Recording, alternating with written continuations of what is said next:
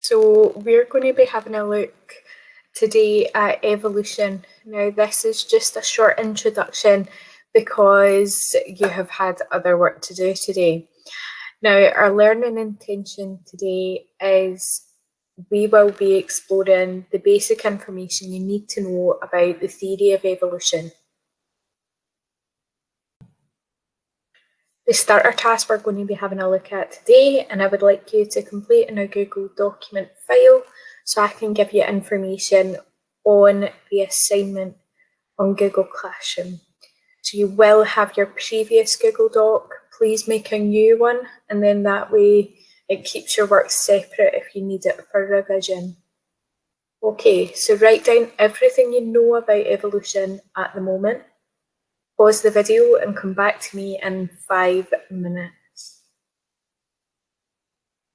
So, evolution. Life is thought to have started in the ocean, with all the variety we see today evolving over millions of years to suit a huge range of habitats, and they adapted to live within them. Evolution means gradual development. The first simple life form gradually evolved into more complex life forms over a long period of time, millions of years. They adapted to suit their environment, and the fittest survived. Changing conditions, and the unfit did not and became extinct.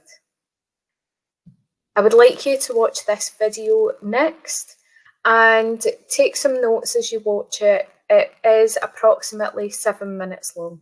Stated Clearly presents, Can Science Explain the Origin of Life? A full scientific explanation for the origin of life does not currently exist, but research groups around the globe are tackling the mystery. Here we'll take a look at a few of their discoveries. Darwin's theory of biological evolution tells us that all life on Earth may have originated from a single, relatively simple reproducing creature living in the distant past. This idea is based on many observations, one of which is that when living things reproduce, children are often born with random new traits. Those with negative new traits are less likely to survive and reproduce. Those with positive new traits are more likely to survive and pass those traits on to their children. Over multiple generations, positive traits build up, allowing relatively simple life forms to evolve into complex life forms and even split into multiple different species. A careful look at the fossil record overwhelmingly confirms Darwin's theory. Life forms get simpler and simpler as we go back in time. The record suggests that all life on Earth emerged from primitive cellular colonies, which first appeared roughly 3.5 billion years ago. But how did those first reproducing creatures come about? Even the simplest bacteria alive today are far too complex to have popped into existence in a single step.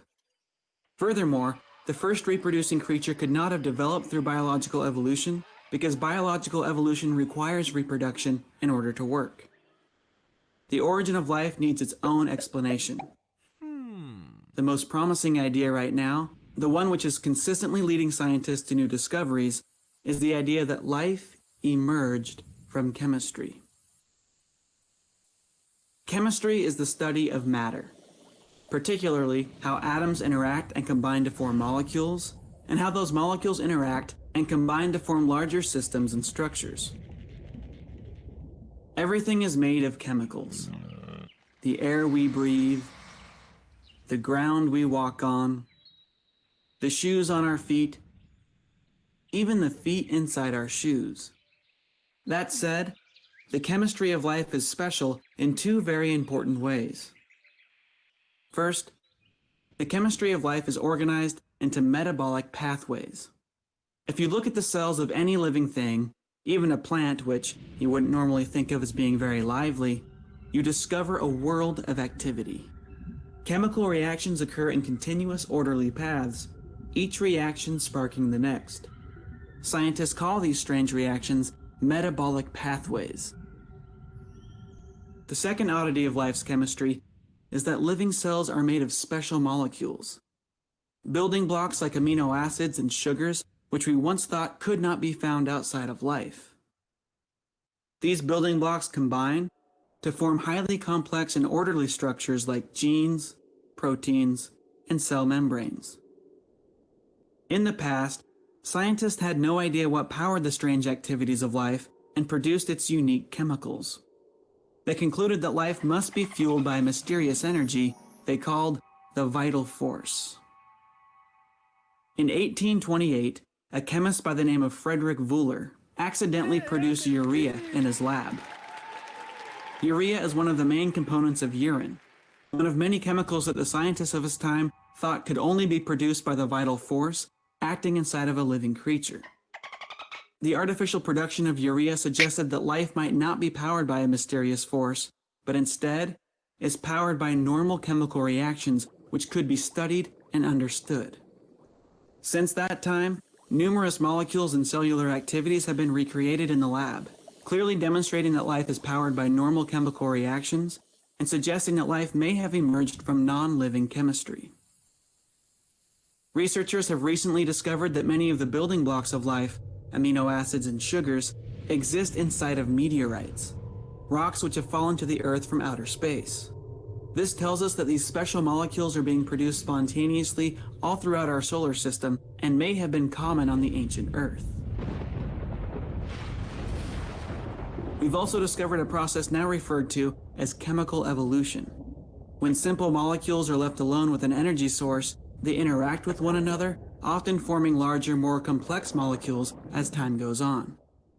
Experiments in the lab have shown that chains of chemical reactions can develop, some of which resemble the metabolic pathways of life. Surprisingly, we've also found that certain molecules have the remarkable ability to self-assemble into complex, orderly structures.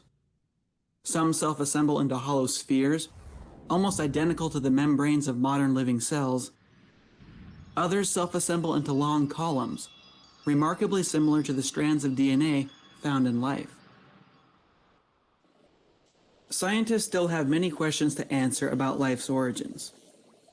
How did different types of molecules first start working together, eventually producing the genetic code? What were the original reproducing creatures actually like?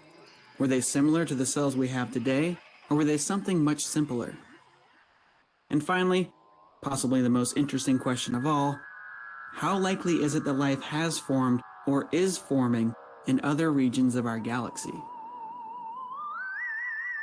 So, back to the original question, can science explain the origin of life?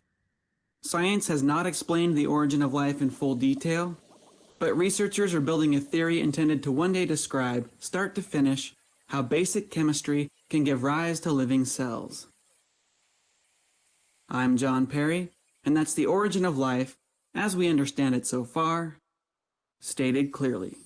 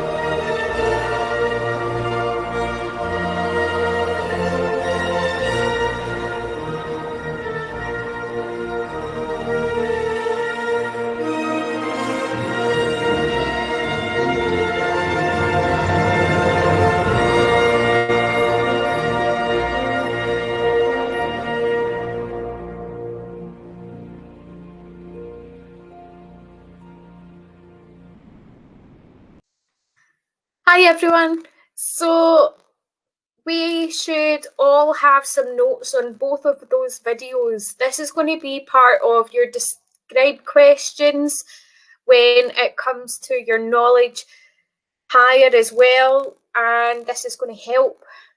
Now, although we do not know for sure that the theory of evolution is as accurate as what we think, but for many scientists, they do accept this is a theory that life did begin underwater in the form of microscopic organisms, and it was all to do with the volcanic vents.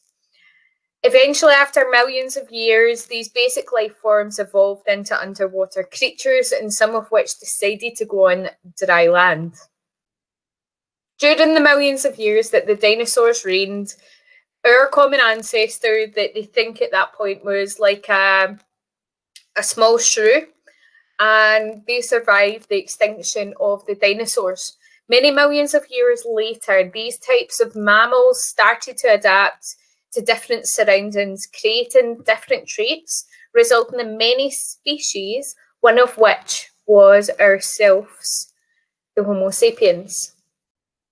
The last thing I would like you to do is to test your knowledge from the video. Remember, you should be pausing this as you go along, and then that way you can take some accurate notes for us. So, National 5, you have a exam style question. Describe the theory of evolution. I'm looking for 4 points, 4 marks, and higher.